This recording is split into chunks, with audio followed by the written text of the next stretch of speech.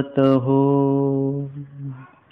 संकल्प आध्यात्मिक परिवार संचालित संकल्प ब्रह्म विद्या निरूपण सत्र के आज के इस अवसर में हम लेने जा रहे हैं पैठन लीलाओं के जो हमारा उपक्रम शुरू है। तो पैठन लीलाओं के सत्र में आज हम पूर्वार्ध 109 नंबर की लीला पांड्या स्वप्नी नाम स्वीकारू इस लीला का श्रवण करने वाले हैं।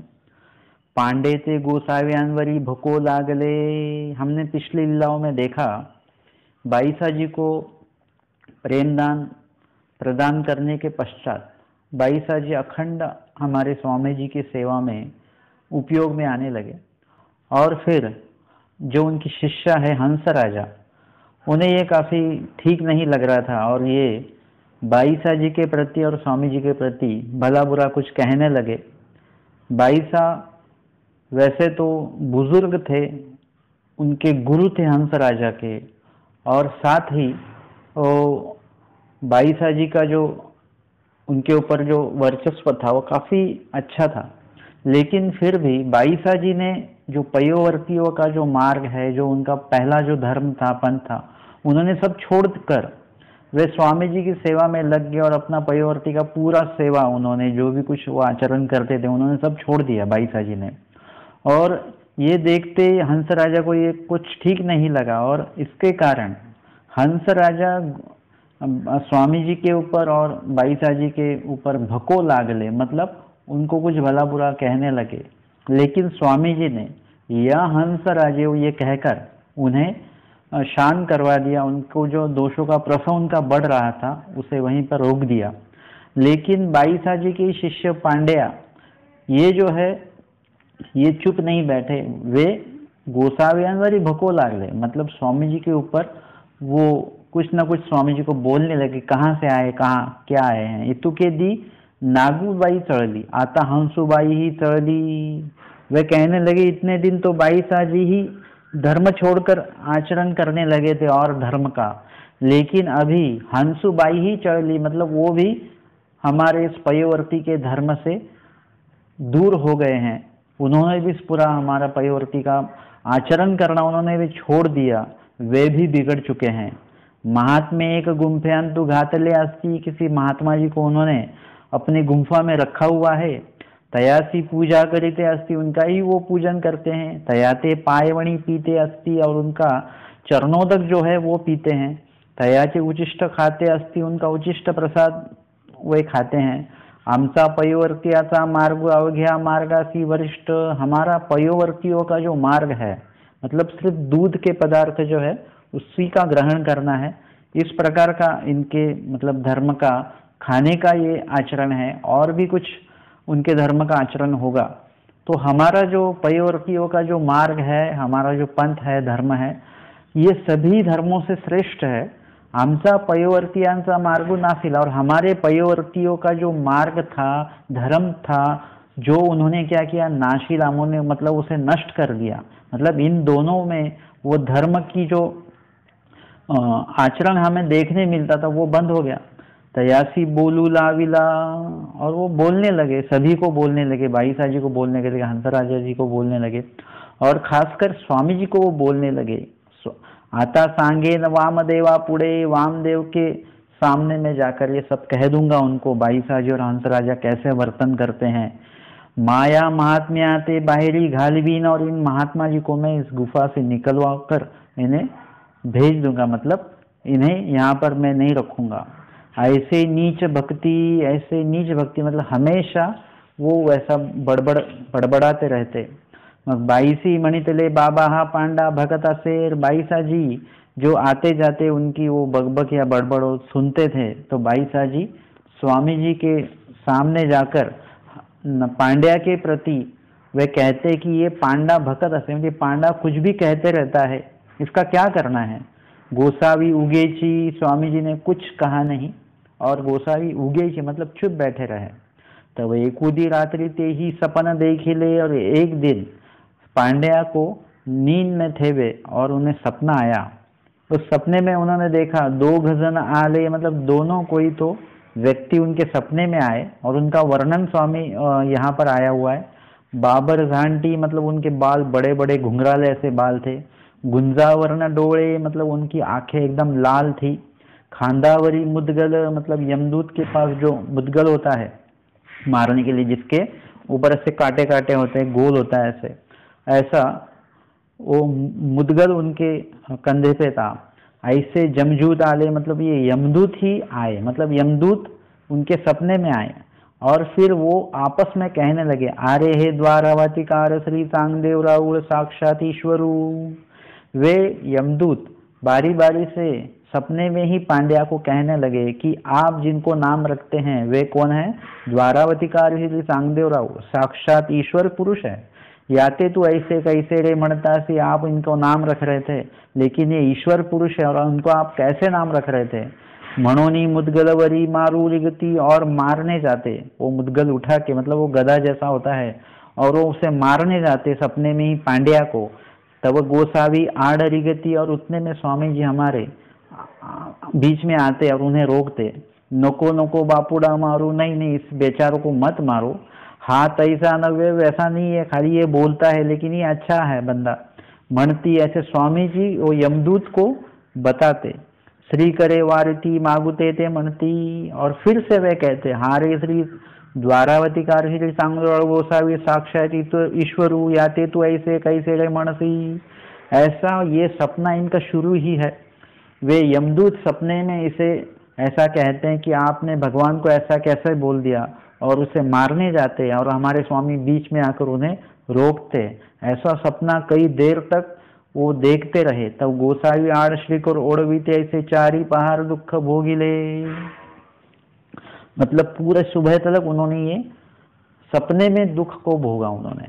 मतलब कुछ कर्म ऐसे होते हैं जो मानसिक होते हैं, वाचिक होते हैं और फिर शारीरिक होते हैं। मतलब प्रत्यक्ष रूप से होते, मानसिक, वाचिक और शारीरिक। आगंतुक, अनारब्ध और प्रारब्ध। अगर कर्म प्रारब्ध हो जाते हैं, शारीरिक रूप से प्रत्यक्ष रूप से कर्म अगर हो जाते हैं तो उसका फल निश्चित हो जाता है। अगर किसी को मार देते हैं तो उसका जड़त्व निश्चित हो जाता है, या किसी को भोजन खिलाते हैं तो उसको मनुष्य देह निश्चित हो जाता है, मतलब उसको वो भोगना है आगे। लेकिन कुछ कर्म ऐसे होते हैं जो मानसिक होकर रुक जाते हैं, वापस वो वाचिक और शारीरिक होने वाले नहीं है। या कुछ कर्म ऐसे होते हैं जो मानसिक और वाचिक होते हैं लेकिन वो आगे शरीर रूप से होने वाले नहीं, प्रत्यक्ष रूप से वो प्रारब्ध होने वाले नहीं हैं। अगर वो प्रारब्ध होते तो उनका फल मिलता, लेकिन अगर वो प्रारब्ध ही नहीं हुए तो उसका फल उन्हें कैसे मिलेगा? लेकिन मानसिक भी हुआ और वाचिक भी हुआ है, या सिर्फ वाचिक हुआ है, या सिर्फ मानसिक हुआ है, तो जो मानसिक और वाचिक होकर हो चुका है, ये जो कर्म हुए उनका क्या? मतलब उनका भी तो भोग भोगना ही पड़ेगा। तो ऐसे जो कर्म है जो आगे होने वाले नहीं है।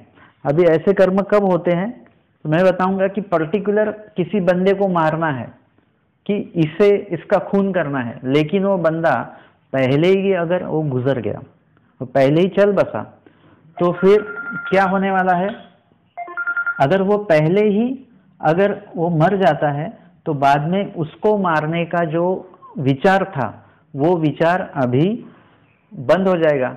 वो बंदा क्या कहेगा, अरे मैं तो इसे मारने वाला तो, लेकिन ये अपने ही कर्मों से मर गया, मतलब अभी जाने दो, छोड़ दो, जो हो गया सो हो गया। या फिर उस बंदे को कुछ ऐसी बीमारी होगी, कैंसर जैसे, और वो मृत्यु की दरवाजे में है वो, तभी ये बंदा क्या कहेगा, अरे मैं इसको तो मारने ही वाला था लेकिन ये अपने ही बीमारी से ये मरने वाला है, तो छोड़ो, जाने दो, ऐसे मरने वाले को क्या मारना। इसलिए इसने अपना क्या किया, विचार बदल लिया। तो जो कर्म मानसिक, वाचिक और प्रारब्ध होते हैं, आगंतुक, अनारब्ध, प्रारब्ध होते हैं, उसे चाल के कर्म कहते हैं, म्हणजे चलने वाले कर्म। लेकिन जो कर्म मानसिक होकर रुक जाते हैं या मानसिक वाचिक होकर रुक जाते हैं, उन्हें बिन चालीचे कर्म ऐसे कहते हैं। मतलब वो कर्म अभी आगे चलेंगे नहीं, उनका जो प्रसव है या उनकी जो प्रतिकारणता है वो आगे बढ़ने वाली नहीं है, वो मानसिक होकर या मानसिक वाचिक होकर वहीं पर रुकने वाले हैं। तो ऐसे जो कर्म हैं, जो कर्म तो हो चुके हैं लेकिन उसका फल कुछ भी नहीं दे सकते क्योंकि वो प्रारब्ध नहीं हुए, लेकिन मानसिक वाचिक हुए, उसका क्या? तो उस बिनचाली के कर्मों का जो भोग होता है वो सपनों में दिया जाता है। फिर दृष्टांत में बताया कि हाथी हाथी ओळखला क्या वागे खादला, मतलब अगर उस जमाने का ये था कि हाथी के ऊपर बैठकर अगर सफर हो रही है तो किसी को भी अच्छा ही लगेगा, मैं हाथी के ऊपर बैठा हूं। आज की डेट में अगर कोई प्लेन में या हेलीकॉप्टर में सपने में अगर वो घूम रहा है तो उसे सपने में ही आनंद आएगा कि मैं प्लेन में बैठा हूं या हेलीकॉप्टर में बैठा हूं वगैरह। या फिर ये हुआ सुखरूप कर्म जो है, अच्छे कर्म जो मानसिक होकर या वाचिक होकर वहीं पर रुक चुके हैं, तो इस कर्म का जो भोग है वो सुखदायक होता है सपने में। कुछ कर्म ऐसे होते हैं जो पापरूप कर्म होते हैं और बिन चाली के, मतलब वो आगे बढ़ने वाले नहीं, मानसिक वाचिक होकर वहीं पर रुकने वाले हैं। तो वो कर्म जो है मानसिक और वाचिक, उसका फल कैसा देंगे, तो उसका फल फिर सपने में ही दुखरूप भोग से देंगे, दुखरूप सपने से वो भोग भोगाएंगे। जैसे इसमें उदाहरण बताए कि वागे खादला, मतलब हम कहीं जा रहे हैं और सपने में, अब हम सोए हुए हैं, सपना आया कि हम कहीं सफर कर रहे हैं, अचानक से कोई शेर आ गया, उसने हमें पकड़ लिया, तो हमें कितना डर लगेगा।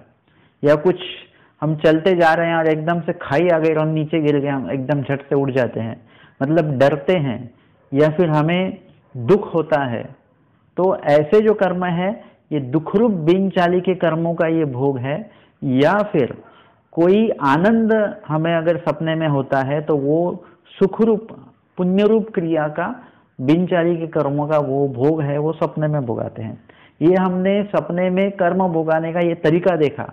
अभी यहाँ पर जो है, यहाँ पे इन्हें जो सपना आ रहा है, ये मतलब ज्यादातर ऐसा बोला जाएगा तो ये ओळखनी माया जो है वो ये सब कार्य कर रही है, ये इन्हें सपना दिखा रही है। इस सपने में ये डर भी रहे हैं और स्वामी जी के वजह से इनका तारण भी हो रहा है, तो उन्हें अच्छा भी लग रहा है कि स्वामी जी मुझे बचा रहे हैं। ऐसा पूरा मतलब दुख सुख ऐसा सपना उनका पूरा सुबह तक चलते रहा। कासावी सकेले, मतलब उनको एकदम उनकी सांस रुक गई, इतना भयानक सपना उन्हें देखने को मिला। उदयासी छे वाला सुबह सुबह, फिर मतलब कैसा होता है कि कभी कभी काफी भयानक डरावना सपना देखकर बाद में नींद नहीं आती, सुबह ज्यादातर 2:30-3 बजे के बाद में नींद आ जाती है। उसके बाद में ऐसी नींद आती है फिर मतलब समझ में भी नहीं आता, हम ऐसे सपना देख देख के डर डर के सोए रहते हैं, बिल्कुल भी उठते नहीं है और उसी में नींद भी लग जाती है बाद में। और उदयासी जी मतलब सुबह सुबह जल्दी उन्हें नींद भी उनकी खुली। बाईसा बोबा उठिले और उठे, बाईसा बोबा लागले और बाईसा के नाम से वो चिल्लाने लगे, बाईसा को आवाज देने लगे, आओ नागूबाई, आओ नागूबाई, मतलब बाईसा जी का नाम नागूबाई था। ओ नागूबाई जी आओ। हसूबाई जी को उन्होंने म्हणजे हंसराजा जी को भी उन्होंने आवाज दी। या का वो आरुतिया, आप आइए, यहाँ पर आइए। तो बाईसी म्हटले, जाए का हंसूबाई, पांडा का बोबा तू असे। बाईसा जी ने सुना और वे कहने लगे कि हंसराजा जी को कहने लगे कि हंसराजा जी जाइए, देखिए तो पांडा क्या कह रहा है, क्यों चिल्ला रहा है। उन्होंने तरी तापत असे, मतलब पानी तो उनका गर्म हो रहा है। तो हंसराजू गेली, हंसराजा जी गए। तया ते म्हटले, आओ तू का आलीसी। वह कहते अरे आप क्यों आए। आओ नागूबाई ते धाड़ी का आओ, आप नागूबाई सा जी को भेजिए, आप मत आइए। हंसराजू मागोते आदि बाई पांडा तुम ते बोलाविता है। वे कहते हैं कि बाईसा जी, ये पांडा जी तो आपको बुला रहे हैं। मग बाई से गेली, बाईसा जी गए। रात्रीचे वृत्तांत सांगितले, और जो सपना आया था, जितना सपना आया था, जैसा सपना आया था, ये सब पांड्या ने बाईसा जी को बताया। आओ नागूबाई हे गोसावी कवन ऐसे तू जानसी ना। अभी ये नागूबाई जी को बता रहे, मतलब बाईसा जी को बता रहे, जो बाईसा भक्त है उन्हें भक्ति साधन का प्रदान स्वामी जी ने 3 दिन पहले या कुछ दिन पहले किया हुआ है, जो स्वामी जी का महिमा जानते हैं। लेकिन ऐसे नागूबाईसा जी को वे कहते हैं कि ये गोसावी कौन ऐसे तू जानसी ना, आपको पता नहीं है ये स्वामी जी कौन है। तो बाई से मतलब ना नेनो, नहीं पता है मुझे। आओ हे द्वारावती श्री चांगदेवराव गोसावी, मतलब कहते आपको पता है ये कौन है, ये द्वारावती श्री चांगदेवराव गोसावी जो है ये हैं। आओ गोसावी बोलावी का वो स्वामी जी को आप बुलाइए। मग मी त्या गोसाव्यांशी दंडवत करीन, मैं स्वामी जी को दंडवत करूंगा। तो बाई से हरी खैली और बाईसा जी को काफी आनंद हुआ, क्योंकि बाईसा जी ऐसे थे कि स्वामी जी के प्रति अगर कोई कुछ बुरा कहता है तो बाईसा जी को बहुत गुस्सा आता था, उन्हें काफी बिल्कुल भी अच्छा नहीं लगता था। लेकिन स्वामी जी के प्रति अगर कोई स्वामी जी का स्तुति स्तवन करते हैं या स्वामी जी के बारे में कुछ अच्छा बोलते हैं तो बाईसा जी को काफी आनंद होता था। सुख झाले, काफी समाधान हुआ बाईसा जी को। गोसाविया ते बोलाऊ आले, और हमारे स्वामी जी को वो बुलाने के लिए स्वामी जी के गुफा में आए हुए है बाईसा जी। गोसाविया भोग नारायणी आसन होते, भोग नारायण का जो मंदिर है जहाँ पर स्वामी जी 10 महीने वहां पर स्वामी जी निद्रा करते थे, सोते थे, पहुड़ वहां पे स्वामी जी का होता था। बाईसी विनविले, बाईसा जी वहां पर आए, हमारे स्वामी जी आसन पर विराजित थे। और बाईसा जी स्वामी जी को विनती करते हैं, बाबा पांडा बोलावी तसे तरी तेथ बीजे कीजो का बाबा। बाईसा जी कहते हैं कि आपको जो पांड्या है वो आपको बुला रहा है, तो आप कृपया वहां पर आप आइए। बाईसा जी को स्वामी जी कहते हैं, हे काई तयाचिया नाथेचा बैलू, ऐसे तयाचिया बोलावी लिया येईल। स्वामी जी कहते कि हम क्या उनके नौकर है या उनके बैल है। नाथेचा बैल मतलब जिसके नाक में रस्सी डाली हुई है, ऐसे हम उसके नाथेचा बैल मतलब उसके चाल पे, उसके हाथ में लगाम होने वाले हम कोई बैल है उसके, कि वो बुलाएगा तब हम आएंगे, वो हमें कुछ भी भला बुरा कहेंगे और हम सुनते रहेंगे। अभी आप वो बुला रहे हैं तो हमको मतलब उसकी आज्ञा मानकर उसके सामने जाना पड़ेगा, ऐसे हम उसके नौकर है क्या? ना बाबा बीजे करावे। लेकिन बाईसा जी को पता है कि उसकी स्थिति कैसी है, उसके बोलने का टोन कैसा है, क्या मतलब विनम्रता से वो बात कर रहे हैं पांड्या, इसलिए बाईसा जी कहते हैं कि ना ना आप चलिए खुद। मग गोसावी तयाचे गुम्फे सी बीजे केले। अब यहाँ पर हम पांड्या की विनंती से स्वामी जी नहीं आए हैं, लेकिन बाईसा जी ने जब विनंती की है तब स्वामी जी आए हुए हैं। मतलब पहला जो मैसेज बाईसा जी ने दिया स्वामी जी को कि पांड्या आपको बुला रहा है, तो वो पांड्या का मैसेज था। लेकिन स्वामी जी नहीं माने, तब बाईसा जी ने विनंती की, स्वामी जी को विनती की है, ना बाबा बीजे करावे, ना आप चलिए, मैं कहती हूँ। मग गोसावी तयाचे गुम्फे बीजे के लिए स्वामी जी उनकी गुफा की ओर बीजे करते हैं, मतलब जाते हैं। तयाची धाकुटी ऐसी सांकड़ गुम्फा होती, उनकी जो गुफा थी, उनका रहने का जो एक आज के डेट में हम उसको रूम कहेंगे, तो वो गुफा एकदम छोटा रूम था, वो छोटी गुफा थी। तो ते रुजाग्रस्त ऐसे होते और वो बीमार जैसे थे।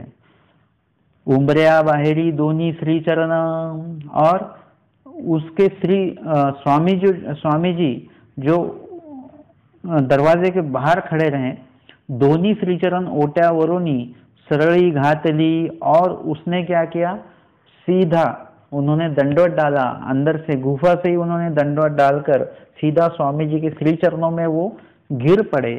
श्री चरणावरी माता ठेवीला, अपना मत्था जो है उन्होंने श्री चरणों पर रखा हुआ है। मग ओट्यावरी बरवे आसन रचिले, और ओटे के ऊपर अच्छा सा आसन उन्होंने वहां पर रचा। गोसावी आसनी उपविष्ट झाले, हमारे स्वामी जी उस आसन पर उपविष्ट झाले मतलब विराजित हुए। दंडवत घातले श्री चरणा लागले, श्री चरण लगे, दंडवत स्वामी जी को किया उन्होंने। मग गोसाव्यांचे श्री चरण प्रक्षालन के लिए, हमारे स्वामी जी के श्री चरणों को प्रक्षालन किया उन्होंने। चरणोदक घेतले, जो श्री चरण प्रक्षालन के बाद जो चरणोदक था वो उन्होंने भीतर लिया अपने। मग अवघी गोष्ठी गोसाव्यान पड़ा सांघितली, और सब स्वामी जी के सामने उन्होंने बताया कैसे सपना आया, कैसे मुझे मारने के लिए यमदूत आए और कैसे आपने मुझे बचाया। और वो बाईसा जी से कहते हैं, आओ नागूबाई है द्वारावतीकार श्री चांगदेवराव गोसावी, ये साक्षात वही है द्वारावतीकार श्री चांगदेवराव गोसावी। यही आजी माते राखिले, वो इन्होंने ही आज मुझे बचाया, नहीं तो मुझे वो यमदूत तो लेने आए थे, म्हणून ही वाचला वो, इसीलिए तो मैं बच गया। एरवी मारीते, नहीं तो मुझे वो मार देते। तब बाईसी म्हणितले, बाईसा जी स्वामी जी से कहते हैं, पूछते हैं, हाँ बाबा, बाबा नाव काई, आपका नाम क्या है? तो स्वामी जी ने नाम नहीं बताया अपना। स्वामी जी कहते हैं, बाबा बाई पांडा म्हणता से तेची, जो पांडा कह रहे हैं वही हमारा नाम है, ऐसे स्वामी जी भी उनसे कह देते हैं।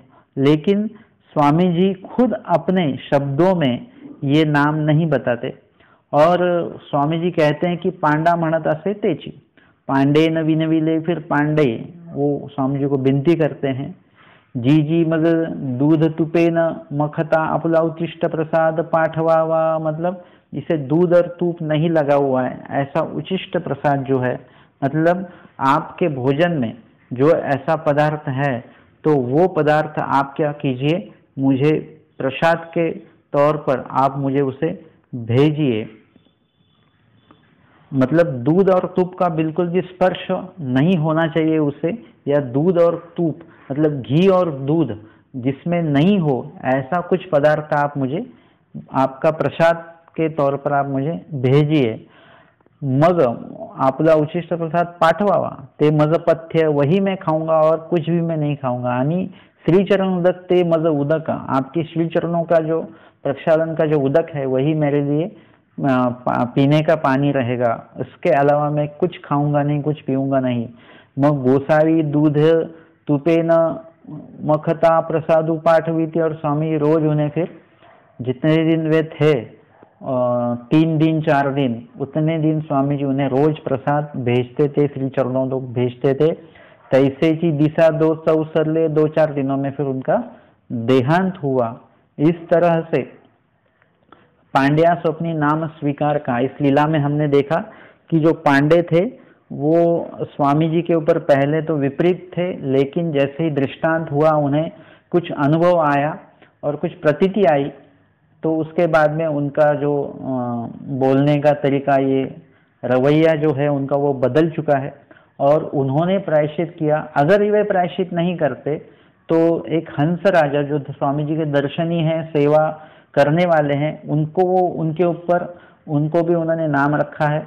उसके बाद में बाईसा जी जो भक्त है उनको भी उन्होंने नाम रखा हुआ है, उनको भी कुछ भला बुरा उन्होंने कहा है। उसके बाद में उभयदृश्य स्वामी हमारे श्री चक्रधर स्वामी जी, उनको भी उन्होंने क्या किया है, उनके मतलब प्रसव बढ़ते बढ़ते स्वामी जी की तरफ आया हुआ है और स्वामी जी को भी उन्होंने भला बुरा कहा है। लेकिन उनकी कुछ कणव होगी, कुछ अधिकार, योग्यता, अधिकार ऐसे होंगे कि जिसके कारण स्वामी जी ने क्या किया है, उन्हें वो दृष्टांत दिया हुआ है और उसके बाद में सपने में उनको दृष्टांत हुआ और उसके बाद में मृत्यु के पहले उनका जो रवैया है वो बदल चुका है। वो जो नेगेटिव थे स्वामी जी के बारे में वो पॉजिटिव हो गए और फिर स्वामी जी के सामने स्वामी जी को उन्होंने प्रसव मोड़ा हुआ है, अपने गलती की माफी मांगी हुई है और साथ ही बाईसा जी के प्रति, हंसराजा जी के प्रति उनके मन में जो कुछ चल रहा था वो भी उन्होंने उनके दिमाग से निकल गया और पूरे अनुकूल भाव से वो स्वामी जी को शरण गए। मतलब इस तरह से उनकी जो चाल चल रही थी, प्रसव की चाल, तो आगे जाके पता नहीं, मतलब सीधा भक्त और उभय दृश्य अवतार, भक्त और उभय दृश्य अवतार, उनके उन तलक इनका ये प्रसव जो पहुंचा था।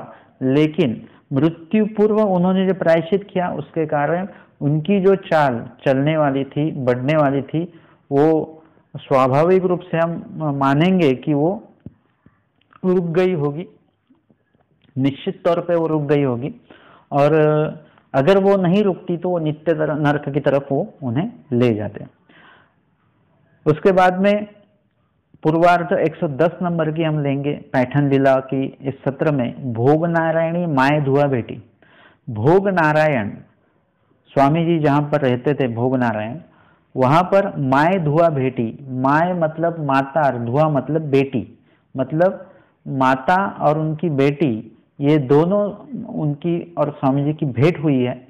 गदो नायकाची ब्रह्मपुरी ये माय धुआ से घर, ब्रह्मपुरी नाम का गांव है और उसे गदो नायकाची ब्रह्मपुरी, मतलब गदो नायक के नाम से उस ब्रह्मपुरी को जाना जाता था और वहां पर इस बेटी और माँ का वहां पर घर है।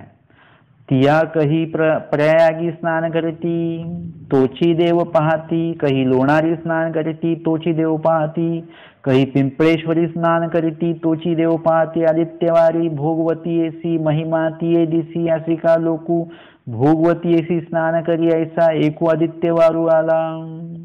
मतलब वो बेटी और माँ दोनों धार्मिक वृत्ति के थे। वो हर नदी के घाट में जाते थे, मतलब लोणार घाट है, पिंपलेश्वर घाट है, अलग अलग घाट पे जाकर वो वहां पर स्नान करते और कुछ विधि विधान करते और वहां पर जो मंदिर है उस मंदिर का वो दर्शन लेते। मतलब उनका रोज का ये नियम था। और उस दिन भोगावती सी महिमा, भोगवती का उस दिन महिमा था, वहां पर वो आए, भोगावती से स्नान करी ऐसा एको आदित्यवारु आला। एक आदित्यवार के दिन मतलब रविवार के दिन वो आए हुए स्नान करने के लिए।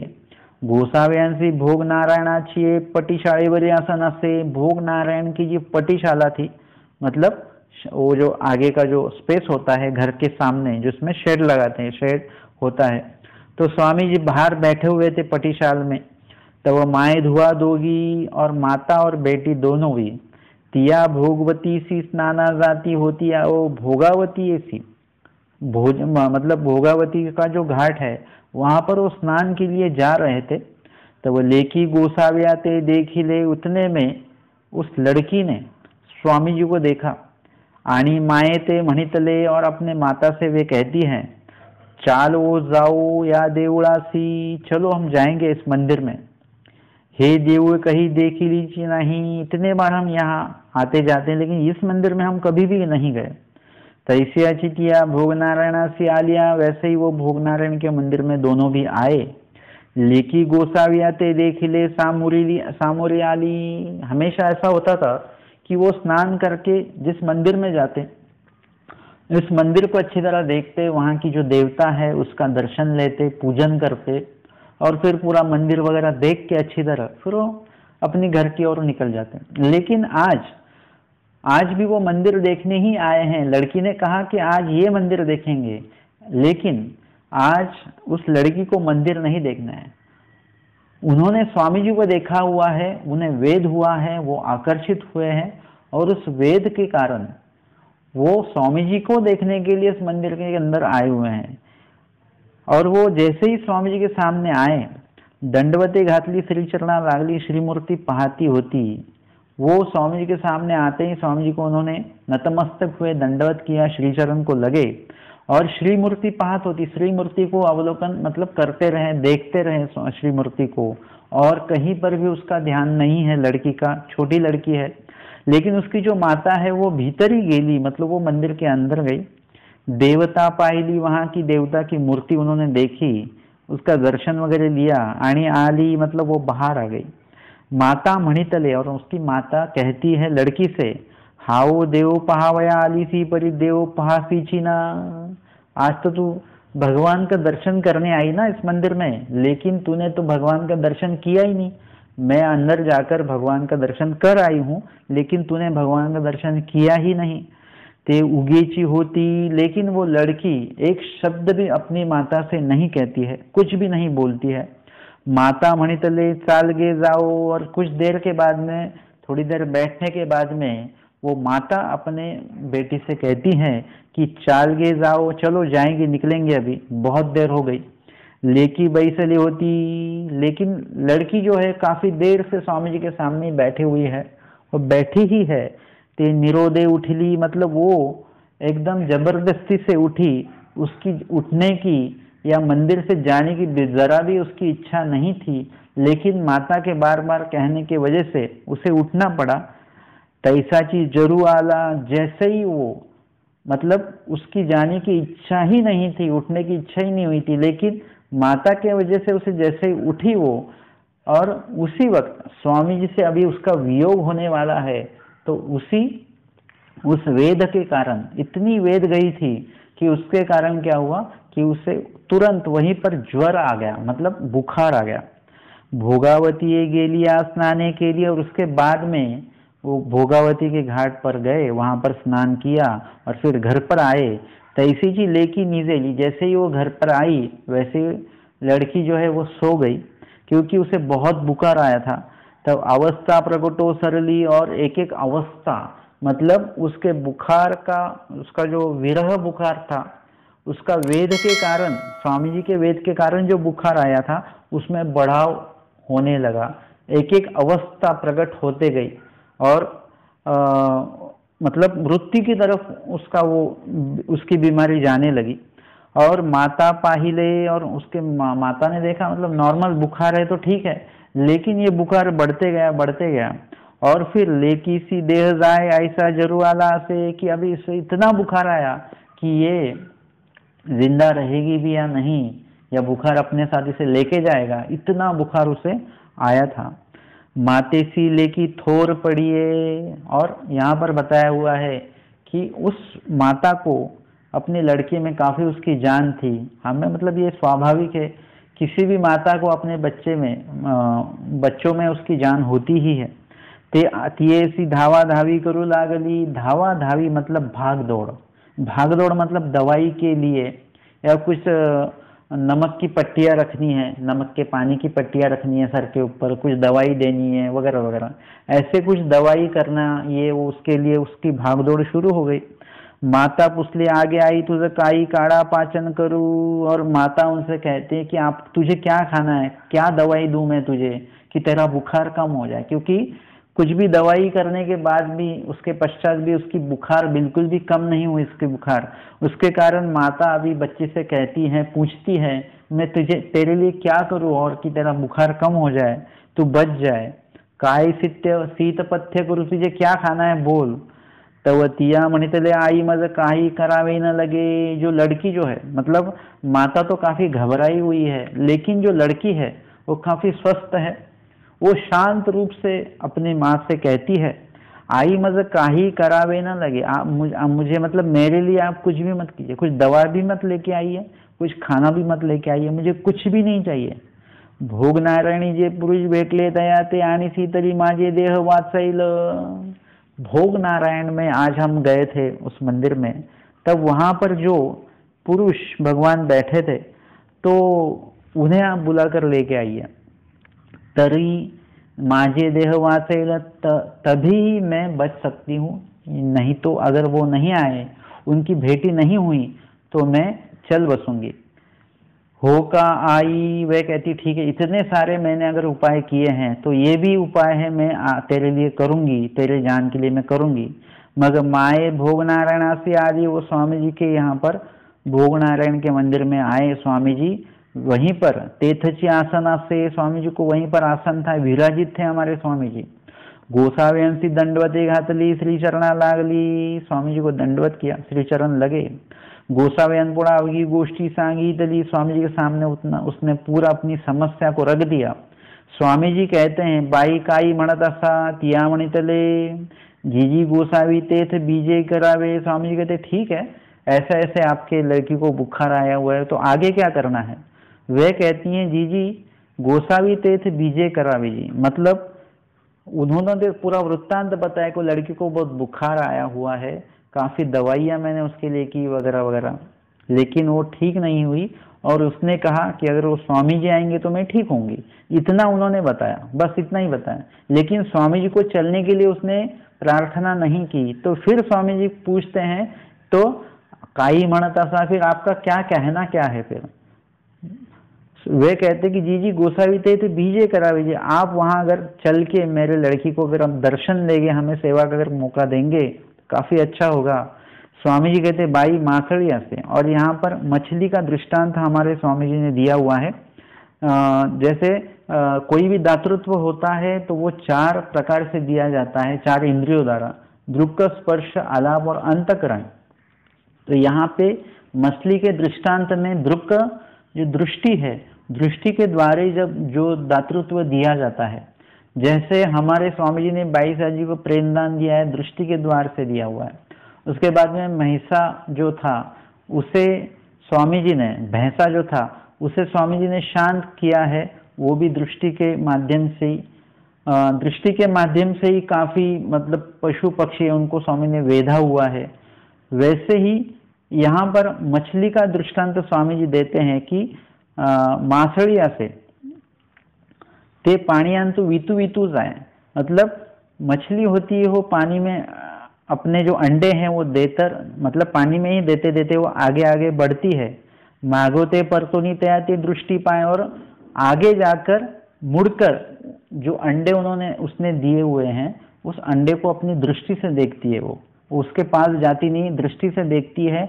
अमृत कला से ते संचरे, मतलब उसके अंदर जो जीव है, अंडे के अंदर जो छोटी मछली जो है वो उसे मतलब अंदर ही अंदर, जिससे जीने के लिए जो अमृत कला होनी चाहिए, मतलब जो जीने योग्य जो भी कुछ भी है वो उसे ऐसे ही मिल जाता है। वो अपने दृष्टि से देखती है और दृष्टि के माध्यम से उस अंडे के अंदर जो भी जीव होते हैं उन्हें जीने की शक्ति मिलती है।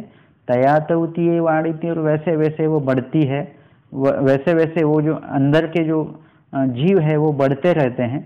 तैसे परमेश्वराजी दृष्टि पासुन एका वेद संचरी, वैसे ही ये दृष्टांत बताया कि मछली के दृष्टि से कैसे अंडे के अंदर जो जीव होते हैं उन्हें जीवन शक्ति मिलती है, जीने की शक्ति मिलती है। वैसे ही परमेश्वर, इसका सिद्धांत स्वामी जी बताते हैं खुद। तो ऐसे परमेश्वराची दृष्टीपासून एका वेद संचरती, परमेश्वर जी के अवलोकन, कृपा सृष्टि अवलोकन से किसी एक को, यहाँ का है दृष्टि एका वेद संचरती, एका मतलब एक को। ऐसा क्यों कहा एक को? क्योंकि सभी को वेद नहीं होता है। सभी को स्वामी जी ने देखा, स्वामी जी ने सभी को देखा, लेकिन सभी को वेद शक्ति का संचार नहीं हुआ। किसी एक को ही होगा जो अनुकूल है, जो अधिकारी योग्यता वाला है, और जिसे कण जिसने जोड़ी हुई है, वही जीव केवल स्वामी जी के प्रति आकर्षित हो सकता है। गोसावी विनवणी स्वीकरिली, स्वामी जी ने उनकी प्रार्थना का स्वीकार किया, माता जी के प्रार्थना का। तेथ बीजे के लिए वहां पर गए, थिए उठीली, स्वामी जी देखते ही वो लड़की उड़ गई। गोसाव्यांशिक क्षेमालिंगन दीदले, और स्वामी जी को वो भेंट उन्होंने दी। दंडवत घातले, श्री चरणा लागले, स्वामी जी को नमस्कार किया उन्होंने। मग ते ही माते ते मणितले, वो माता जी से कहती है, आई तू रांधी, गोसाव्यान लागी बरवा उपाहरू निफजवी मी गोसाव्यांसी मर्दना देन। वो माता जी से कहते हैं बेटी कि आज तू क्या कर, तुझे जो खाना बनाने आता है, जो अच्छा खाना बना एकदम, और स्वामी जी के प्रति एक बरवा उपहार, अच्छा उपहार, मतलब स्वामी जी के लिए काफी अच्छे अच्छे पदार्थ और अच्छा उपहार आज तू बना। तब तक मैं स्वामी जी के स्नान का, पूरी स्नान की जो सेवा है वो मैं करूंगी। मगते ही गोसाव्यांसी पड़दनी दिदली, पड़दनी मतलब स्नान के पहले जो वस्त्र पहना जाता है स्नान के लिए, वे उसे कहते हैं पड़दनी, वो स्वामी जी को दी। मर्दना दीदली, स्वामी जी को पूरा वो जो मॉलिश है वो उसने किया। जवजवा मर्दना देती तव तव जरूर काढ़े, जैसे जैसे वो मर्दना देते थे मॉलिश स्वामी जी के श्री मूर्ति की करते थे, वैसे वैसे उसका बुखार उतरते जा रहा था। मादने झाले, पूजा झाली, स्वामी जी का स्नान हुआ, स्वामी जी का पूजन भी हुआ। स्वामी जी को फिर अरोगणा दीदली मतलब भोजन दिया गया।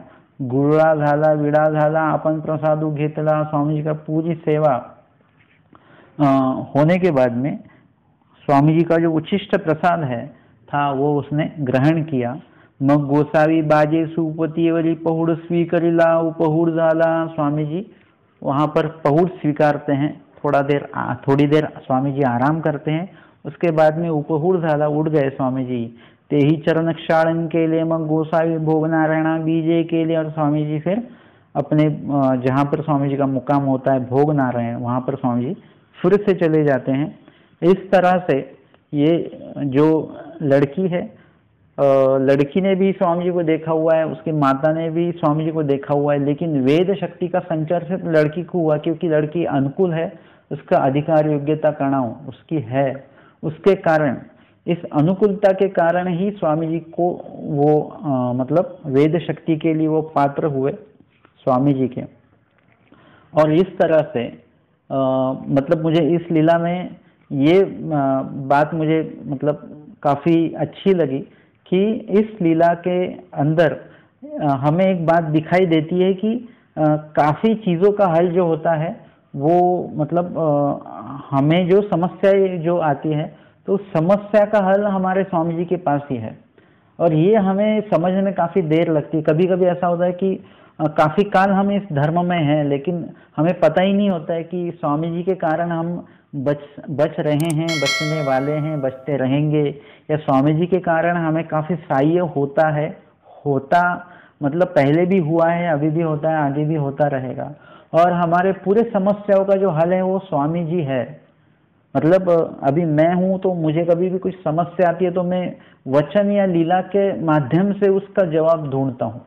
मतलब कोई बंदा अगर हमें तकलीफ दे रहा है, हमसे झगड़ा कर रहा है, हाँ, मतलब इस तरह से हमसे नेगेटिव अगर उसका वर्तन शुरू है हमारे साथ, तो मैं मतलब ये सोचता हूँ कि इसका और मेरा कुछ ऐसा कर्म है जो वो मुझे आकर दुख दे और वो मैं दुख भोगूं।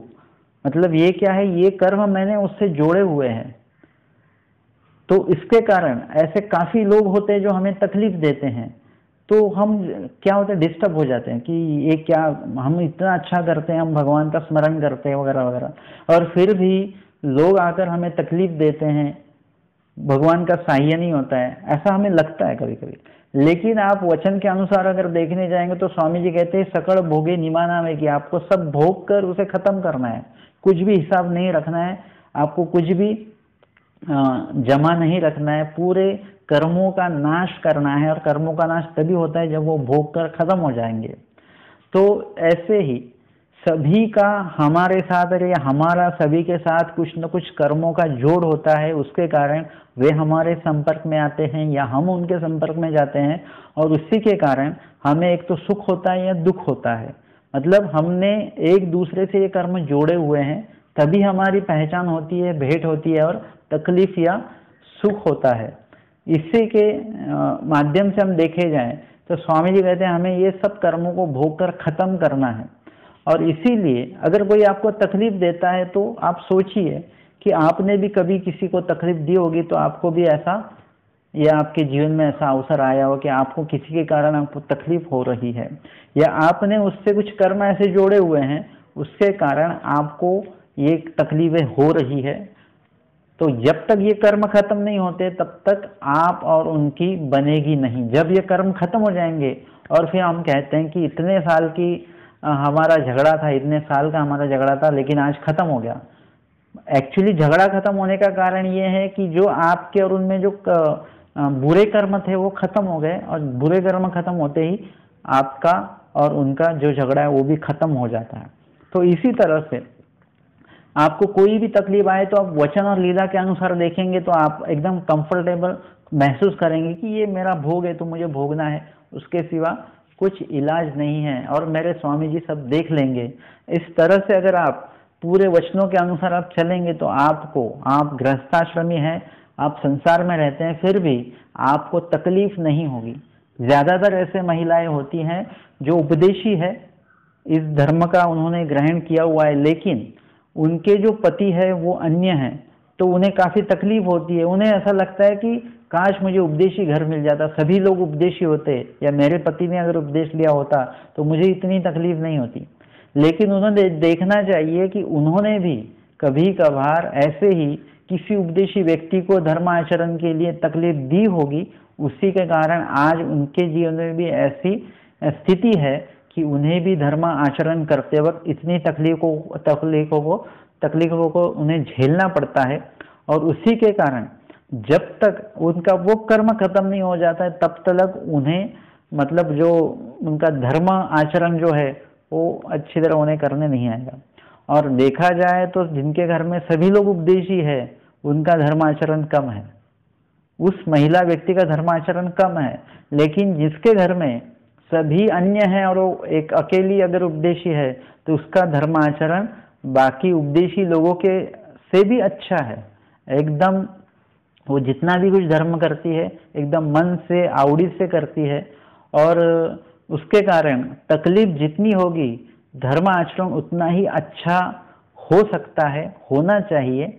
और इसीलिए आज की लीला में हमने देखा कि जो बेटी है जिसको बुखार भी आया है तो उसे ये पता है कि मुझे बुखार क्यों आया है, और स्वामी जी का दर्शन ही इस बुखार का इलाज है, ये इसे पता चल गया, ये काफी बहुत बड़ी बात हो गई। और इसी के कारण स्वामी जी को अगर स्वामी जी दर्शन देते हैं तो मेरा ये बुखार यहीं पर नष्ट हो जाएगा, खत्म हो जाएगा, इसका भोग खत्म हो जाएगा।